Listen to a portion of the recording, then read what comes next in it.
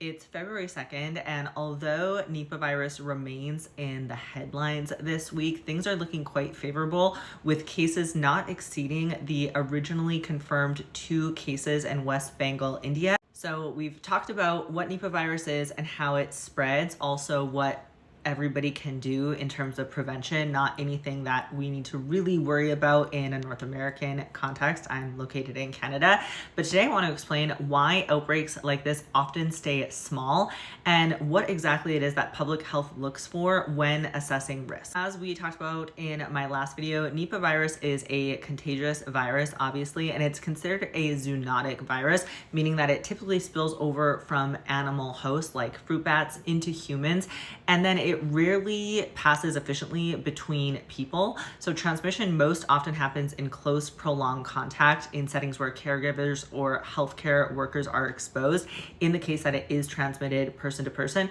which is the case in both of the confirmed individuals who were healthcare workers. This latest cluster of 2 confirmed cases in West Bengal, India, involves 2 linked cases in a healthcare setting, and extensive contact tracing has found no additional infections beyond these 2 cases. These clusters tend not to grow into widespread epidemics due to the nature of the transmissibility under normal conditions, and also with normal public health response when it comes to things like tracing and screening. Although the transmission rate of Nipah virus is low and it's not highly contagious, the fatality rate is quite high. So public health response needs to be rapid and activate as quickly as possible to keep the cases contained and stop the spread of the virus. So isolating the confirmed patients, tracing and monitoring contacts, which they did, reinforcing infection control in healthcare settings, and limiting further spread also through education, which I think is often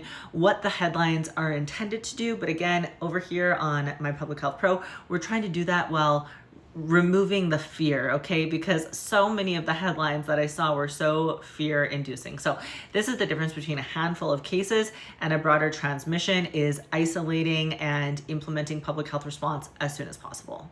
Based on the containment of the Nipah virus to the originally 2 confirmed cases, the World Health Organization still considers the risk of Nipah virus low, and it is expected to remain so. Of course, public health will continue monitoring, and if anything meaningful transpires, I will come back with another Nipah update for you. But otherwise, I think that is the end of our Nipah saga. My name is Callie Youngstrom, your Public Health Pro. Stay tuned for more public health videos with context, without fear.